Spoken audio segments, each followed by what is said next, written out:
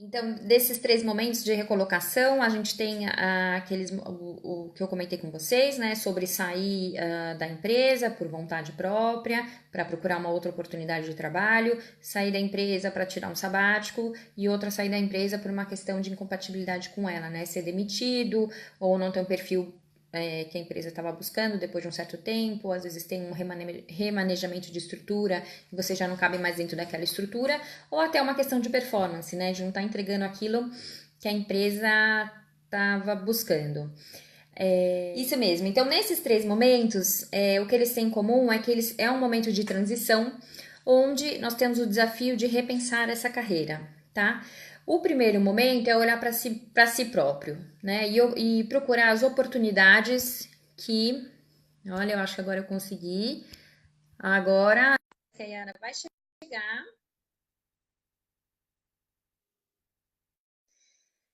Isso mesmo. Então a gente tem um blog, nesse blog a gente escreve sobre alguns textos sobre desenvolvimento de carreira. Tô vendo, Yara, bem-vinda, bom dia.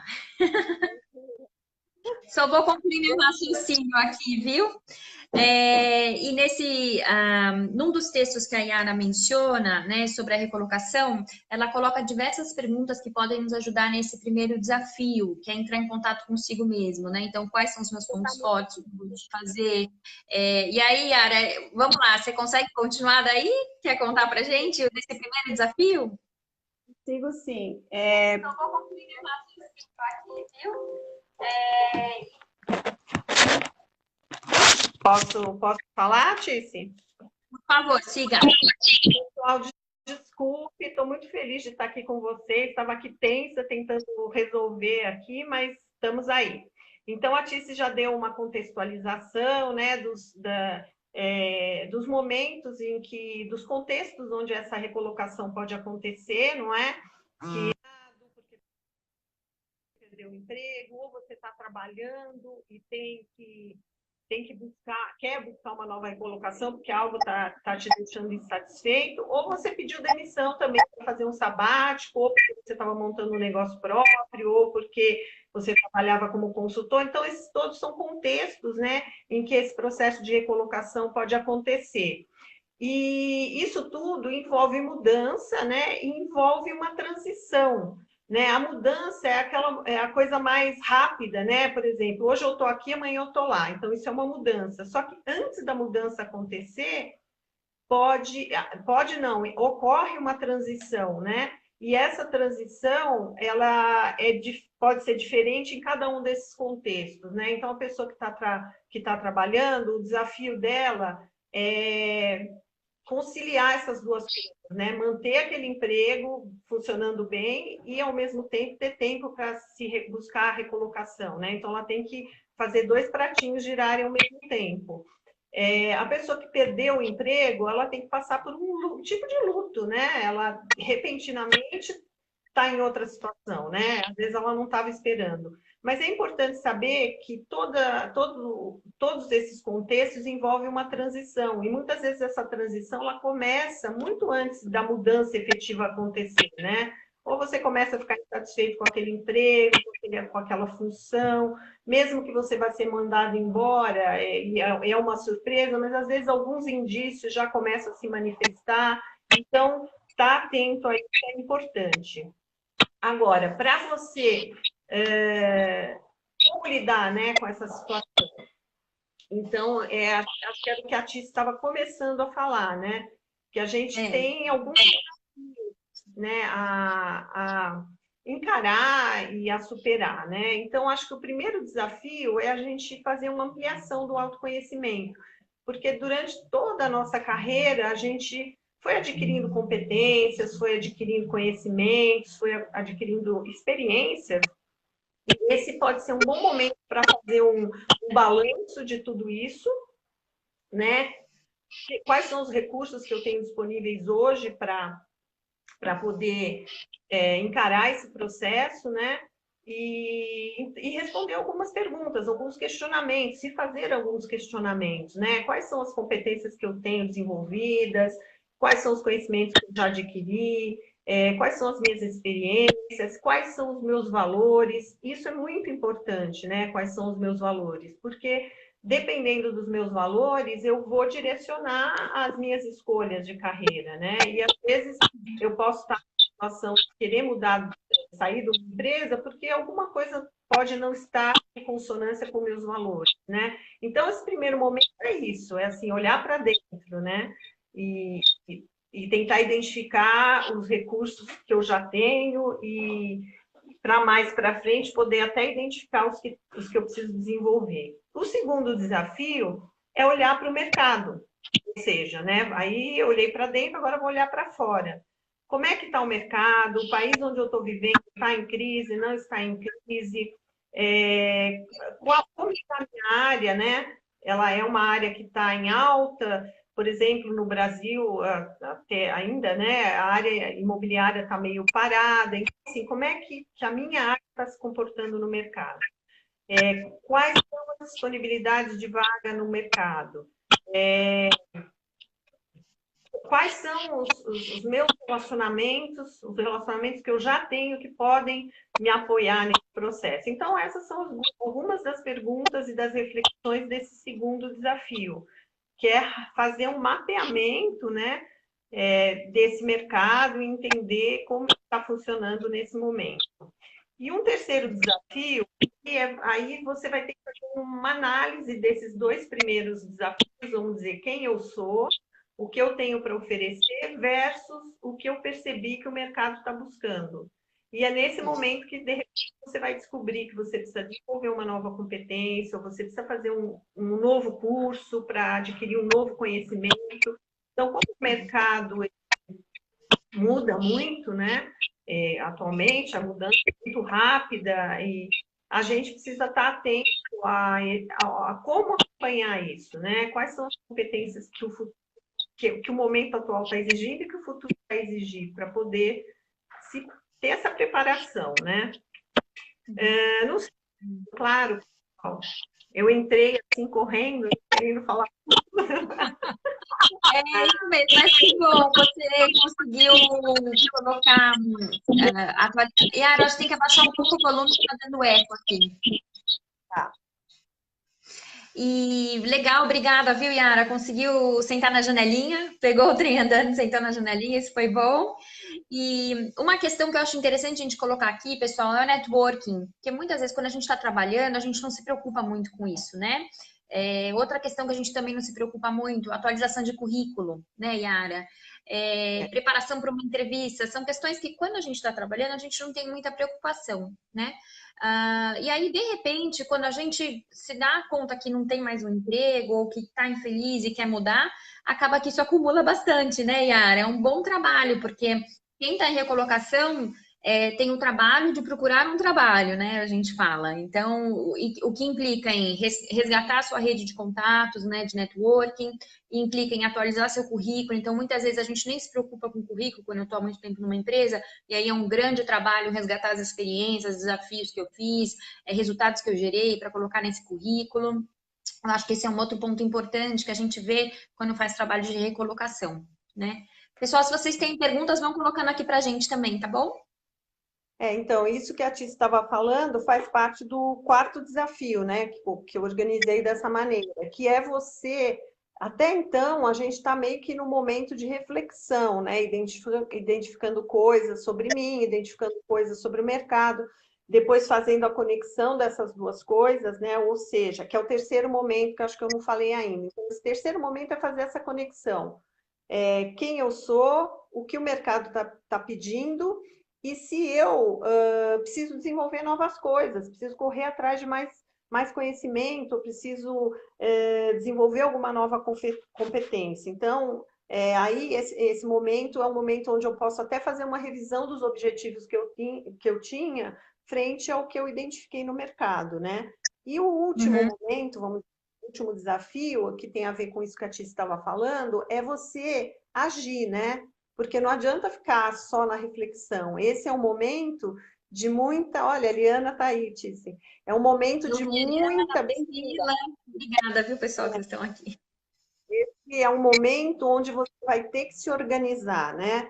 E montar uma estrutura que permita que você aloque tempo na agenda para fazer esse trabalho. É o que a Tícia falou, o teu trabalho nesse momento, quando você está desempregado, é procurar um emprego. Então, você tem que ter uma organização, tem que ter tempo dedicado na agenda para poder tomar as ações necessárias. Quais são elas? Isso, a Titi falou, rever o seu currículo, atualizar seu LinkedIn, fazer contatos, almoços, tomar café com pessoas. Então, nesse momento, todo mundo que você conhece tem que saber o que você está buscando, né? Para que as pessoas possam te dar algum apoio, elas precisam saber o que você quer, né? Então, esse momento, essa organização, essa estrutura é muito importante, porque é a partir dela que você vai agir no mercado, vai fazer coisas, vai identificar oportunidades e vai conseguir chegar lá, né? Vamos dizer, ou pelo menos agir para chegar lá. Já a pessoa que está trabalhando, nesse caso, o desafio dela é mais complexo, né? Vamos dizer, porque ele tem que arrumar um tempo para fazer isso, ao mesmo tempo tem que continuar trabalhando. Tem a vantagem dele estar um pouco mais tranquilo, porque a remuneração dele está garantida, ele está mais seguro, talvez a autoestima dele seja menos abalada, tudo talvez, né? Porque cada situação é uma situação. Mas essa rotina é fundamental, né? Porque ninguém vai fazer o trabalho pesado para você, né? Então, por isso o trabalho que eu faço de recolocação, ele é um trabalho de apoio, mas o trabalho você que tem que fazer, você que tem que fazer contato, você que tem que identificar as empresas. Agora, o nosso trabalho é contribuir nessa reflexão, né? Continue buscando aquilo que você quer e ajude a criar essa estrutura, né, que eu estava comentando. Até porque tem muitos momentos de desânimo, né, Yara? E pode ter de frustração por não receber não numa entrevista, ou mandar um currículo e não receber nenhum retorno. É um momento difícil mesmo. Então, também o nosso papel é dar esse apoio, né? De motivar, de olhar a oportunidade onde a gente recebe um não, né? Falar, poxa, por que será que eu recebi esse não, né? Vamos refletir. Será que meu currículo está de acordo com aquela vaga que eu me inscrevi, né? Tem muita gente que às vezes tem algumas exigências daquela vaga que não necessariamente eu tenho, mas mesmo assim eu falo, vou tentar, vou mandar meu currículo, né? Então tem algumas questões, algumas análises que a gente faz, né, a partir desse não, mas olhando como uma oportunidade de crescimento e desenvolvimento para o cliente, né? E aí, Yara, a gente está falando de currículo e tem uma pergunta aqui que eu recebi que eu queria fazer para você, tá? A pergunta é como que eu posso me preparar para começar a fazer entrevistas? Bom, vamos dizer assim que só complementando o que a Tícia acabou de falar, que justamente esse processo de mudança, ele não é um processo linear, né? Então, ele tem altos e baixos. Então, até o artigo que eu publiquei essa segunda, fala um pouco disso, como manter a energia em alta, né? Frente a esses obstáculos que têm que ser superados. Então, depois a Tícia, acho que talvez até consiga colocar mais. Vamos à pergunta, né, Tícia? Então, essa questão da entrevista, eu acho que é um momento onde as pessoas geralmente ficam nervosas, né? Estejam elas em qualquer um daqueles contextos, né? Desempregado, empregado. O momento da entrevista é importante, ele é como se fosse o seu horário nobre, né? Então, você está ali na frente de um recrutador, tendo a oportunidade de mostrar as suas competências frente a uma oportunidade real, né? Tem uma oportunidade, tem uma vaga, tem uma posição aberta, né? Então, justifica até esse nervosismo por ser uma situação tão importante.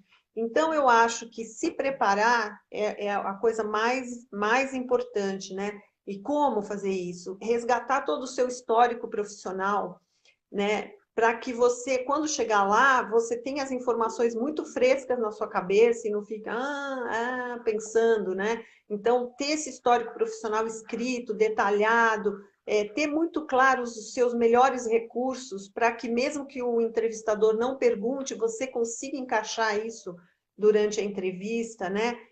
E acho que, assim, uma coisa muito importante mesmo é treinar, é fazer simulações, é treinar coisas que também a gente faz durante o processo de mentoring para recolocação, né? Então, mas você pode fazer isso em frente ao espelho, né? Nada te impede. Então, assim, estar articulado, estar com as coisas conectadas na sua cabeça. Também, outro ponto que eu acho que é importante na entrevista é você estar preparado para abordar alguns pontos vulneráveis, vamos dizer assim, do seu currículo, né? Então, eu vou dar um Por exemplo, exemplo de um. Yara, alguém pode perguntar para você assim, me fala seu ponto fraco. Esse é um ponto vulnerável, que você tem que estar preparado para isso e você não pode ter aquelas respostas padrão, né? Tipo, sou perfeccionista, que a maioria das pessoas fala isso, que é um ponto fraco, mas é um ponto forte, né? Porque a pessoa vai querer fazer tudo com qualidade, ou sou ansioso. Então, assim, tente fazer uma reflexão de coisas realmente que são pontos de melhoria, mas que você já está trabalhando e mostrar como você está trabalhando isso. E escolha, Uhum. óbvio, coisas que sejam muito negativas. No momento de entrevista, você tem que se preservar, você não vai ficar dando de bandeja para o recrutador coisas negativas. Então, essa coisa do momento vulnerável, um outro exemplo, além desse que a Tis falou, é um cliente que eu tive que ele tinha vários períodos de empresa muito curtos e muito. Uhum. Só que identificando o currículo dele, viu que, na verdade, era um período onde ele estava atuando como consultor. Então, a gente incluiu no currículo dele como um único período, então, sei lá, de janeiro de 2017 a janeiro de 2018 ou 2019, ele atuou como consultor. E aí, dentro desse período, ele destacou as diversas consultorias que ele fez, mas aí já Uhum. tirou aquela característica de, vamos dizer, inconstância, que poderia passar um currículo da forma como estava organizado antes. Então, fazer essa reflexão dos pontos vulneráveis e se preparar para responder essas coisas de forma verdadeira, né? Mas também minimizando. Óbvio que você não vai ficar dando de bandeja coisas tipo, não me dava bem com o meu chefe. Isso não é uma coisa, isso é um cuidado que a gente deve ter, né, de não fazer comentários pejorativos de chefe, de empresas anteriores e tal. Mas isso tudo que eu estou falando, bom, isso que eu falei agora são algumas das coisas, né? Mas o presente que a gente vai dar para quem ficar até o final tem mais coisas de entrevista, como se preparar. Olha, eu tenho aqui algumas perguntas, alguns comentários, né? Da Tânia, ela fala assim: Tício, hoje temos profissionais acima de 50 e 60 anos aposentados e que desejam continuar ativos. Essa estrutura é a mesma para essas pessoas, né? Ontem conversei com uma pessoa de 63 que saiu do seu último emprego de 14 anos recentemente e quer continuar ativa e seguir um pouco desses passos na conversa com ela. Esse aqui é o Sim, comentário da Tânia. Oi? legal, legal, Tânia, obrigada pela pergunta. Então, a gente está passando por um momento onde a expectativa de vida está muito mais alta, né? Então, a gente vai viver mais. Então, durante a nossa carreira, a gente vive várias subcarreiras, vamos dizer assim, né? Então, nesse momento que essa pessoa que você comentou está vivendo, é um momento de reflexão também, autoconhecimento. Quanta riqueza deve ter na história dessa pessoa, né? E como que ela vai se estruturar para começar a buscar um novo desafio. Então, na minha visão, esse desafio ele acontece na carreira das pessoas, né, durante toda a carreira, né, de querer mudar, de querer buscar outras coisas, de querer experimentar novas, né, competências que talvez ficaram esquecidas lá atrás, né? Então, esse momento assim, pré-aposentadoria é um momento interessante, de repente, da pessoa resgatar coisas que ela não fez, mas que agora ela pode olhar e buscar realizar. Não sei Uhum. se respondi, Olha, Tânia. depois Tânia escreve pra gente se a Yara respondeu. E enquanto isso, eu vou ler aqui o comentário da Mônica também. A Mônica está aqui em Bruxelas, viu, Yara? E ela comenta: o desafio ainda é maior para ela, né? Vem sendo maior para ela, quando o entrevistador é de outro país, no meu caso, que eu já estou na segunda mudança de país, o qual desconhece seu histórico no caso dela, né, não consegue avaliar o tipo de universidade que a pessoa estudou no Brasil e suas habilidades. E um grande desafio para mim, e esse somado a entrevistas ser em outro idioma, né? Então, além do histórico, da pessoa não reconhecer o histórico dela do Brasil, né? Ela ainda tem que falar outro idioma, realmente bastante desafiador. Tua, o seu desafio, no caso, ele é um pouco maior, porque você está lidando com culturas diferentes, né? Então, o entrevistador tem um mapa de mundo muito diferente do seu mapa, né? Então, quando eu falo mapa, é assim, porque o mapa ele é uma representação da realidade, né? Agora, a realidade, cada um dá a sua cor para ela, segundo as suas crenças, seus valores, né, sobre como você viveu. Então, no caso de você fazer entrevistas em outros países, você tem um mapa de mundo e a pessoa tem um outro mapa de mundo, né? Então, esse trabalho de reflexão inicial vai ter que levar isso em conta também, né? Porque como que eu vou conseguir mostrar o meu mapa para ele, mas também levando o mapa dele em consideração, né? E tem essa Uhum. questão do idioma. A Catice, se quiser comentar alguma coisa também, porque ela já viveu isso, né? E está vivendo, então acho que ela tem algum comentário mais. Exatamente. Só, oi, Kátia, eu vi que você entrou aqui, obrigada. E Yara, a Tânia respondeu que sim, você respondeu, obrigada. Realmente, aqui para a gente, né, brasileiro que vive aqui na Europa, enfim, que acaba tendo que se comunicar em outro idioma, é um desafio maior, porque em alguns momentos a gente pode perder a fluência, né, assim, não a fluência, a naturalidade e a espontaneidade, né, nesses momentos de conversa. Então, a preparação é ainda mais fundamental. Né, de poder fazer simulações, como a Yara comentou, conversar a respeito, entender mais a sua experiência. E nesse caso, ao invés de ter, dar muita ênfase para a sua formação da faculdade, que no Brasil é bem reconhecida, mas aqui não, é dar mais relevância para a sua experiência mesmo, né? Que experiência foi essa que você teve no Brasil e aqui, que possa agregar para essa oportunidade que você está pleiteando um cargo, né? Então, olhar bem o job description da posição e importante também fazer perguntas para esse recrutador, né? Até para você entender melhor o que ele está buscando e poder se colocar, né, melhor frente a essas questões, né, olhando para a sua experiência. Né? Então, o que esse cara está buscando, o que eu posso oferecer dentro da minha experiência que vai se encaixar bem. Ajudou, Mônica? Me diz também se eu respondi a sua pergunta. Eu acho que uma outra coisa que eu não falei, mas que eu estou lembrando aqui, é que esses períodos, eles são períodos também de oportunidade, né? Para você, de repente, testar novas identidades de carreira, né?